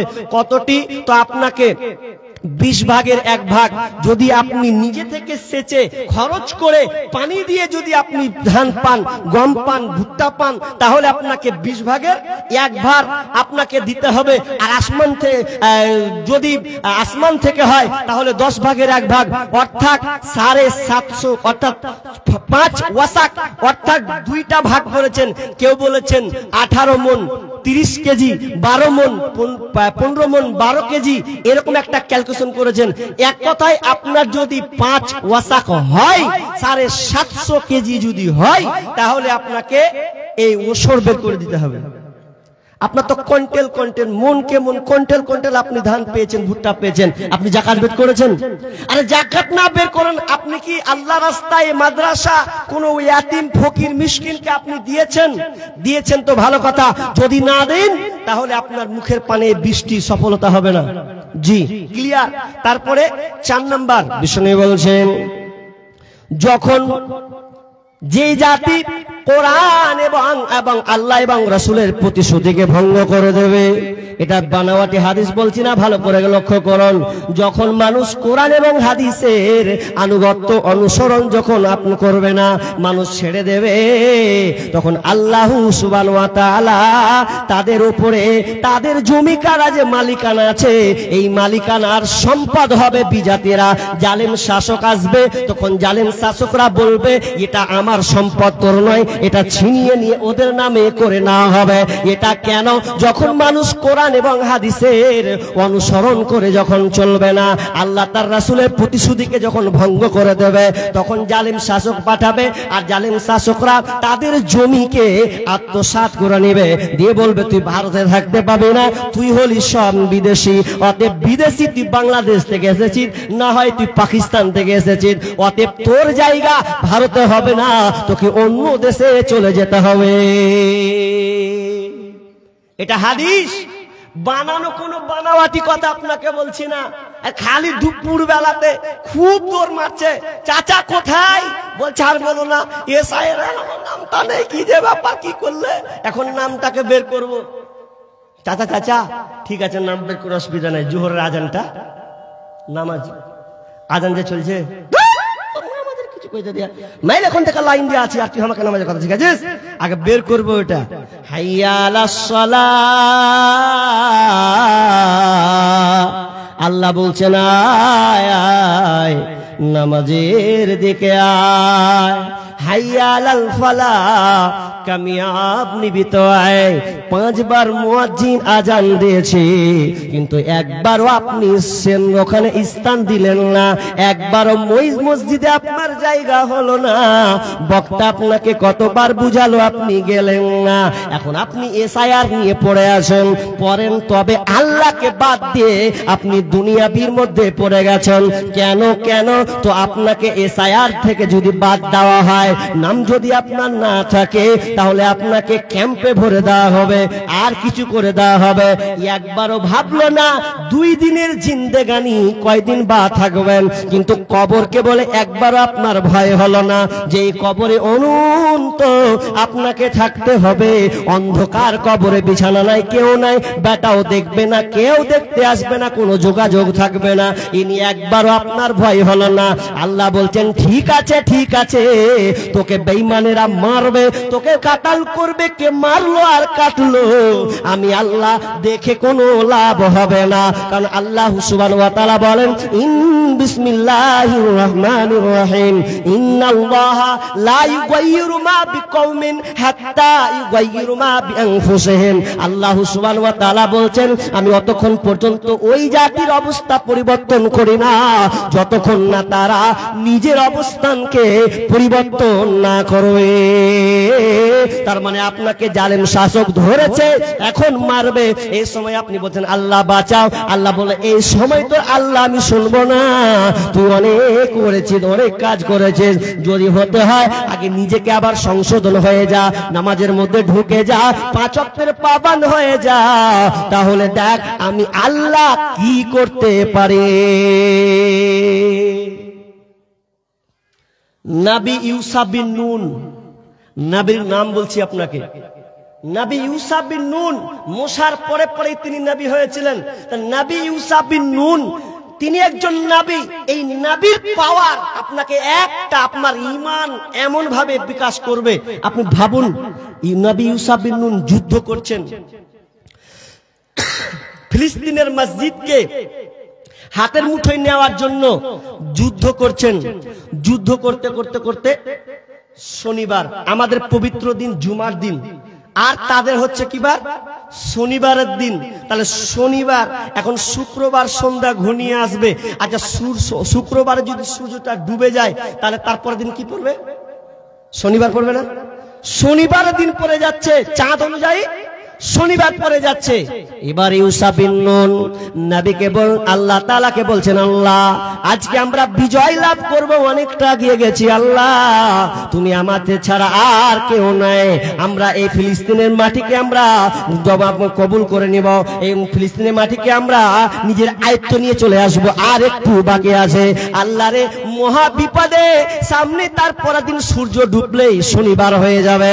রব্বুল আলামিন খাস করে দয়া করে তুমি আমাদের একটা আবদার শোনো, আল্লাহ আজকে আমরা এই ফিলিস্তিনকে বিজয় দান করবই করব, তবে আমার একটা আরো আল্লাহ তুমি এক কাজ করো, সূর্যের মালিক তো তুমি, অতএব সূর্যটাকে স্থির করে দাও, সূর্যটাকে ডুবতে দিও না, যদি ডুবে যায় তাহলে যুদ্ধ আমাদের বন্ধ করতে হবে, কারণ রুলস হলো শনিবার কোনোদিন যুদ্ধ করা যায় না, এটা সবাই একমত। এই জন্য আল্লাহকে বলছেন, আল্লাহ সূর্যটাকে তুমি ডুবিয়ে দিও না, সূর্যটাকে তুমি স্থির করে দাও, রেখে দাও, আমরা যুদ্ধ করতেই থাকি, আমরা যেমন বিজয় লাভ করব তেমন সূর্যটাকে ডুবিয়ে দেবে। যেমনই বলা নবী ইউসুফ যেমনই বলেছেন, সঙ্গে সঙ্গে আল্লাহ সূর্যটাকে স্থির করে দিলেন, আর ফিলিস্তিনকে যখন তারা বিজয় লাভ করে নিলেন তখন সূর্যটা তারপরে পরেই ডুবে গেল। আমরা সেই মুসলমান যে দুয়াতে সূর্য স্থির হয়ে যায়। মুসলমান তুমি আল্লাহকে ছেড়েছো, এই জন্য তোমার উপরে নির্যাতন, নিপীড়ন, অপহরণ তোমার মধ্যে এসেছে। যদি আল্লাহকে এক বাক্যে কবুলিয়াত করে নিতে পারতে, আল্লাহ এবং রাসূলের প্রতিশ্রুতিকে তুমি যদি গ্রহণ করে নিতে পারতে, তাহলে তোমাদের উপরে এই অত্যাচার, অনাচার, অবিচার, জুলুম তোমাদের মধ্যে হতো না। ইব্রাহিম বিন আদহাম বাজার থেকে একটা গোলাম খরিদ করেছেন। গোলাম মানে দাস, আগে সিস্টেম ছিল, গোলাম খরিদ করে নিয়ে এসেছে। গোলামকে বলছে, আরে তোকে কিনে নিয়ে নু বাজার থেকে, এখন তুই আমার মতন, আমি যা বলবো সেটা। জি মালিক, আপনি যেটা বলবেন সেটাই। তা মালিক ইব্রাহিম বিন আদহাম বালকটাকে বলছে, গোলাম, ছেলে তোমার নাম কি? গোলামটা বলছে, জাহাপনা মালিক, আপনি যে নামে ডাকবেন ওটাই হবে আমার নাম। দ্বিতীয় প্রশ্ন, তুমি কি খাবে? গোলাম বলছে, আপনি যেটুকুই খাওয়াবেন ওটাই আমি খাবো। তৃতীয় প্রশ্ন, গোলাম তুমি কেমন পোশাক পরবে? গোলাম বলছে, মালিক আপনি যেমন পোশাক পরবেন সেটাই হলো আমার পোশাক। যখন তিনটা কথা হলো, 4 নম্বরে আবার প্রশ্ন করা হলো, গোলাম বলো তো তোমার ইরাদা কি আছে, তোমার কি ইচ্ছা আছে বলো। গোলাম বলছে, মালিক গোলামের আবার কি ইচ্ছা থাকতে পারে, গোলামের আবার কি স্বাধীনতা আছে, আপনি যা করবেন সেটাই হলো আমার জন্য নির্ধারিত। যখন এই কথা বলা, ইব্রাহিম বিন আদহাম নিজের বুকের কলাট নিজেই ধরছে আর বলছে, মাবুদ হে আমার আল্লাহ, দেখো দেখো এই গোলামটা আমার সঙ্গে কেমন ব্যবহার করছে। এই যে ব্যবহারটা রব তোমার সঙ্গে তো আমার করার দরকার ছিল, কিন্তু গোলামকে দেখছি ও আমার সঙ্গে ব্যবহার করছে। তার মানে নিজেকে বলছে, ওরে নাদান তুই কত বড়নি মহারাম, এখনো এই রকম তোর আল্লাহর সঙ্গে কানেক্টেড হয় নাই, যোগাযোগ হয় নাই। তার মানে মুসলমান তুমি আল্লাহর লাইনকে ছেড়ে দিয়েছো। আল্লাহর লাইন ছেড়ে দেওয়ার কারণে আজকে আমরা নির্যাতিত হয়েছে, আমাদের আগে পিছে কেউ নাই, কেউ নাই আগে পিছে। হাজি কুত্তা কয় রকম? 2 রকম হয় না? বকখালি গেছি, বকখালিতে একটা বাড়ি ভাড়া নিয়েছি, ওই 2 বছর আগে। সমুদ্র দেখতে যাব, দীঘা যায়নি, বকখালি। দীঘা থেকে বকখালি খুবই ভালো, মানে শান্তশিষ্ট জায়গা, মানে ভিড় নেই, আপনি জীবনে দেখতে পাবেন। বকখালি গেলাম, বকখালি যে একটা গাড়ি ভাড়া নিলাম, ভাড়া নিয়ে দেখছি ওই বাড়িতে একটা কুকুর আছে, কুকুর এত চিকন বাবা, আর ওর বিছানা দেখছি এত সুন্দর, এরকম মোটা গদি, টাইম টাইম খাবার, আর চিকন চাকন হয়ে আছে। আমি বলছি বাহ, কুকুরটা কত সুখে আছে। হ্যাঁ, আর একটা, এটা ওর মালিক আছে বলে তো, ওর মালিক আছে নো টেনশন, একদম ফ্রি। আর আরেক গলা কুত্তা আছে, এত ঘৃণা, ঘা পচড়া হয়ে গেছে, ওকে খিদা লাগছে, চায়ের দোকানে যদি যাচ্ছে যে একটু কোন জিনিস যদি পেই তো জুটাবো, তো চাওয়ালা ভাকাম করে গরম পানি ঢেলে দেবে, পালা। ওকে তো পুষার লোক নাই, দেখারও কেউ নাই। ছেলে পেলে দেখছে তো কুকুরবে, ও ডেল ধরে মারলো, ঘৌ ঘৌ করে পালা কি পালা, কেউ ওকে সম্মান দেয় না, যেখানে গেছে সেখানে লাট খেছে। কেন বলে তো, কুকুরটার কি নেই, ওর মালিক নেই। একটা কুকুরের মালিক আছে, একটা কুকুরের মালিক নাই। উদাহরণ কি বুঝলেন? আমাদেরও মালিক আল্লাহ ছিল, আল্লাহ আছেন, কিন্তু আমরা আল্লাহকে ছেড়ে দিয়েছি, দুনিয়ার মালিকানাকে বাঁচানোর চেষ্টা করছে। ও মালিক স্বার্থপর, আপনাকে ফাঁদে পেলে ফাঁদে উড়িয়ে দেবে, কিন্তু আমরা প্রকৃত আল্লাহকে ছেড়েছি। এই জন্য আজকে আমরা যেখানে সেখানে মার খাচ্ছে, মার খাওয়ার পরে আমাদের পক্ষে এসে কেউ দাঁড়ায় না, বরঞ্চ কৌশল অবলম্বন করে একে আরো কিভাবে নিচে নামানো যায়, কিভাবে একে অপদস্থ করা যায়, এই কাজে নিয়োজিত আছে।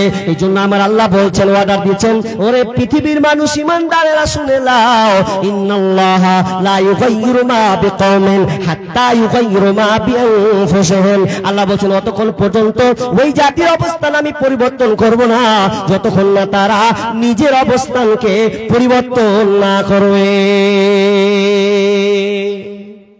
আপনি এখনো ভুলে আছেন, সময় কম, এই বিষয়টা আমার 2 ঘন্টার উপরে প্রায় আলোচনা আছে, কোন ইউটিউবে দেখবেন। তবে একটা কথা বলি, আপনি এখনো বেঁচে আছেন, আমি আলোচনা শেষ করে দিচ্ছি, আপনি এখনো বেঁচে আছেন, বেঁচে আছেন তার মানে আপনার এখনো শ্বাস চলছে। শ্বাস যখন চলছে, আপনাকে একটা কথা বলি, ডিসকভারি চ্যানেল আপনারা অনেকে দেখেছেন, ডিসকভারি চ্যানেলে কি দেখানো হয়, পশু পাখি দেখায়, বাল ভালুক দেখায়, তো দেখায়, ওখানে দেখায় দেখবেন যে ষাঁড় একদম বয়স খুবই, একদম একটা সিংহ বেশি বয়স হয়ে গেছে, ওই সিংহকে দেখতে পাবে না যে বেশি লাফালাফি করছে, ওর খিদা লাগবে, ধরবে, খাওয়া, পেট ভরলো, বসে গেল।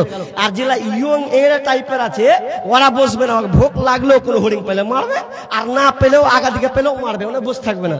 ঠিক তেমনি বুড়াতি কালে একটা বাঘের ইমানদারি আর আপনার স্যাড বয়সে পরহেজগারি কোনো পার্থক্য নেই।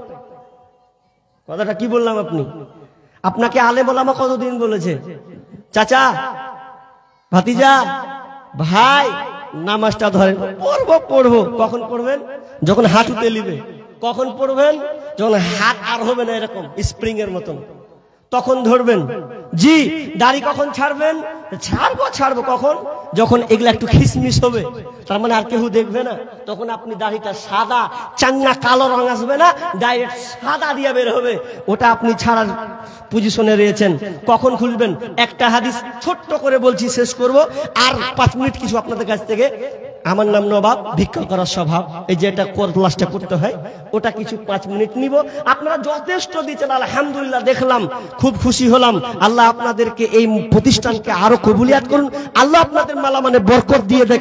জি আমিন। তো কি বলছিলাম, একটা কথা বলি, এখনো সজাগ, এখনো আপনি নেশা খাচ্ছেন, মদ পান করছেন, এখনো আপনি বিড়ি সিগারেট খাচ্ছেন, তওবা ইস্তিগফার করুন না, আল্লাহর কাছে তওবা করুন। তওবা করলেই আপনি কল্যাণের মধ্যে আসবেনই আসবেন। একজন বাগদাদ শহরের একজন লোক, রাজধানী ইরাক, নাম তার ফুজাইল ইবনে ইয়াদ। এই ফুজাইল ইবনে ইয়াদ একটা বাড়িতে চুরি করবে, চুরি করার জন্য তিনি উঠছেন, ডাকাতি করবে কিংবা আর কিছু করবে, উঠছেন। উঠার পরে রাত গভীর 12টা-1টা, পাশের একটা বয়স্ক লোক কোরআন তেলাওয়াত করছে। কি? বিসমিল্লাহির রহমানির রহিম, আলাম ইয়ানি লিল্লাযিনা আমানু আন তাখশা কুলুবুহুম লিযিকরিল্লাহ ওয়া মা নাযালা মিনাল হক। এই আয়াতটা যখন পড়ছে, এই আয়াতটা যখন সুন্দরভাবে তেলাওয়াত করছে, তারা তো আরবিয়ান মানুষ, আরবির অর্থ, কোরআনের অর্থ বুঝতে পারছে। যখন ফুজাইল ইবনে ইয়াদ 1 পা 2 পা করে চাড়ছে, 4 সাইড থেকে সাউন্ড, আলাম ইয়ানি লিল্লাযিনা আমানু আন তাখশা কুলুবুহুম লিযিকরিল্লাহ ওয়া মা নাযালা মিনাল হক। কার কানে? তো ডাকাতের কানে। ডাকাতটা কত বড় ডাকাত, দিনের বেলাও মানুষ তাকে সামনে দেখতে পেলে চলতে পারতো না, এই রকম ডাকাত একটা কোরআন আয়াত সূরা হাদীদের 16 নম্বর আয়াতকে শুনে নিয়েছে। আর যখনই শুনে নেওয়া, আর পা বাড়তে পারে না, পা যেন চাটতে পারছে না, অত বড় একটা ডাকাত বসে নিচে নেমে গেল। নামা যাওয়ার পর সাইডে গিয়ে গেল, সাইডে গিয়ে বলছে, আরে কত বড় একটা কাজ, কি একটা কথা শুনলাম, মানেটা কি?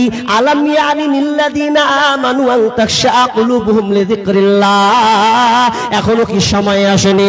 এখনো কি তাদের ইমানের মধ্যে ইমান গলিত হওয়ার, আল্লাহর ভয়ে তার ইমানটা প্রকম্পিত হবে? এখনকার সময় আসেনি? ওয়া নাযালা মিনাল হক, সত্য এসেছে, এই ভয়ে কি তার ইমান গলার এখনো সময় হয়নি? এখনো কি ভীত সন্তুষ্ট সমার হয়নি? যখন এই কথার মানে বুঝলেন তো সঙ্গে সঙ্গে বলছেন, হ্যাঁ আল্লাহ, হ্যাঁ হ্যাঁ হয়েছে, হ্যাঁ হয়েছে এই বলছে, আর চোখ দিয়ে পানি ফেলছে। দুইটা মেয়ে বলছে, ওরে বুবু যাস না, থাক, কারণ ফুজাইল ইবনে ইয়াদ জানতে পারলে তোকে ক্যাপচার করে নেবে, তোর মাল আত্মসাৎ করে নেবে, তোকে মার্ডার করে দেবে। যেমন শোনা আরো যেন থক থক করে চোখের পানি ঝরঝর করে ঝরছে। আল্লাহ, আমি এতদিন কি করছিলাম? গ্রামের লোক আমাকে দেখে এত ভয় পায়, কেউ চলতে পারে না ভালোভাবে স্বাধীন ভাবে, আমি এত বড় ডাকাত। আল্লাহ, এখনো সময় হয়েছে, হ্যাঁ আমি তোমার দিকে প্রত্যাবর্তন করলাম, আমি তোমার দিকে ফিরে আসলাম। ফুজাইল ইবনে ইয়াদের ইতিহাস আপনারা দেখবেন, তিনি এমন একজন বিজ্ঞ আলিম হয়েছিলেন, মুহাদ্দিস হয়েছিলেন, যে শুধু কোন কাটার কারণে তো একটা সামান্য আয়াত শোনার কারণে তার পুরো জীবনটাকে চেঞ্জ করে দিয়েছে। আমি আপনি একটা আয়াত নয়, এখানে ৩-৪টা বক্তা আলোচনা করলো, আমি করলাম, তারপরে আমার সদ্য শেখ আছেন, উনি ওস্তাদ সমতুল্য, তিনিও আছেন। তাহলে উনিও আসবেন, আপনাদেরকে কোরআন হাদিস কিছু না কিছু শোনাবে। তো আপনারা কেউ তো শুনে কি পরিবর্তন করেছেন? কেউ কি এরকম আছেন যে আমি বিড়ি খেতাম, ছেড়ে দিয়েছি, খাবো না, খাবো না তো খাবো না, আমি হারাম পন্থায় উপার্জন করতাম, ছেড়ে দিয়েছি, লোন নিতাম, ছেড়ে দিয়েছি, এই রকম যদি হন তাহলে আপনার এই বক্তব্যটা সাকসেস হবে। সময় আর মাত্র 10 মিনিট, 10টা 15 11 কত 15 মিনিট, মানে তার মানে আর 10টা মিনিট সময় আছে। এই 10টা মিনিটে আপনার কাছে চাইবো, দেখেন আল্লাহ সুবহানাহু ওয়া তাআলা বলছেন সূরা কালামে কি, ফাতাফা আলাইহা তাইফুম মির রাব্বিকা ওয়া হুম নাঈমুন। আল্লাহ বলছেন পরিবর্তন করেছিল কারা? যারা বাপের নেচার ছিল, গাছ থেকে আম পারবো, আম পেড়ে মানুষকে দিব, গরিব দুঃখীকে দিব। বেগারা বলছে, ভাই বাপের কাম একটাও লাভ হয় না, সব গরিবকে দিয়ে দিচ্ছে। বাপ মরে গেল, বাপ যেমন মূল্য, বেটারা করছে মৌকা পেয়েছি, বাপ মরে গেছে, এবার আমি বড় বেটা হওয়ার, আর আমি বড় ভাই তোদের, তাহলে আমি ভাগ বিলি বন্টন করবো। কি করবি না করবো? কি করবি? রাত 1টার সময় উঠবো, সকাল হওয়ার আগে আম সব পেরে যত আছে ফল পেরে নিব, সকালে গরিবরা আসবে, নেই ভাক্কা, সব শেষ। আল্লাহ বলছে তোদেরও 12টা বাজাবো, তোরা পরিবর্তন করবি, তোরা বাপের নিয়মকে পরিবর্তন করবি। আল্লাহ বলছেন আমিও পরিবর্তন। ফাতাফা আলাইহা তাইফুম মির রাব্বিকা ওয়া হুম নাঈমুন। আল্লাহ বলছেন প্রদক্ষিণ একটা হাওয়া, আগুনের হাওয়া এসে পুরোটাকে জ্বালিয়ে দিল। ফাতাফা আলাইহা তাইফুম মির রাব্বিকা ওয়া হুম নাঈমুন, মির রাব্বিকা ওয়া হুম নাঈমুন। তারা ছিল ঘুমন্ত অবস্থায়, আর ঘুমন্ত অবস্থায় পুরো বাগানটাকে প্রদক্ষিণ হাওয়া এসে ফাতবাহাত কাসরিম, এবং পুরে কালো নেই বর্ণের ছাই করে দেওয়া হয়েছে। আল্লাহ বলছেন তোরা বাপের জিনিসটাকে পরিবর্তন করলি, ভালো জিনিসটাকে। আল্লাহ বলছেন আমিও পরিবর্তন করে দিন। কেনা বাপের কাজটা ভালো ছিল, তোরা মাতাব্বরি করতে গেলি, এই জন্য আমিও আল্লাহ পরিবর্তন করে দিলাম। লে ঠেলা, ফল তো দূরে কথা, গাছটাও ঢুঁড়ে পাবি না, লে এবার ছাই পুড়িয়ে করে দিয়েছি। জি, আমাদের ধারাবাহিকতা দান, এই দানকে প্রচলন ভাবেই রাখতে হবে। আপনার বাপ দাদা, আপনার মা দান করেছে গভীর প্রাণ ভরে দিয়ে, আরে কিছু না পেয়েছে, একটা ডিম পর্যন্ত দিয়ে একটা মিসকিনকে বলেছে যে আমার জন্য দোয়া করুন।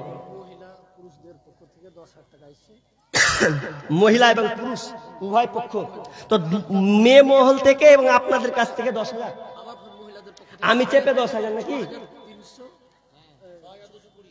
জি, মানে আমি চাপাতে 10 পরে 10,000 হয়েছে। মাশাআল্লাহ, হায়াকাল্লাহ, বারাকাল্লাহ, আল্লাহুম্মা সাল্লি আলাইহি, আল্লাহুম্মা বারিক আলাইহি।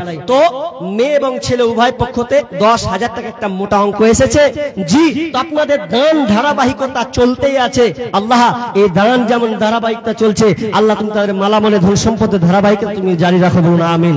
জি, আমি আর 5টা মিনিট আছি, এই 5টা মিনিটে কেউ পরে আবার 6,200 টাকা এসেছে মহিলা তরফ থেকে। আল্লাহুম্মা সাল্লি আলাইহি। আল্লাহ তুমি মা বোনদের, আল্লাহ তুমি হাতকে প্রশস্ত করো, আল্লাহ তাদের সংসারকে মানে সংসারের শান্তি বিকাশ ঘটাও, আল্লাহ তাদের ছেলে মেয়েকে আল্লাহ তুমি মেধাবী করে দিও, আল্লাহ জ্ঞান সম্পন্ন করে সমাজে তুমি বাস্তবায়ন করার তৌফিক দিও, বলুন আমিন। আল্লাহুম্মা সাল্লি আলাইহি, আল্লাহুম্মা বারিক আলাইহি। আমি শেষে 5টা মিনিট, আমার সদস্য শেখ আসার আগে আসেনি না, এখনো আসেনি, আসছে, উনি রাস্তায় হয়তো বেরিয়ে পড়েছেন।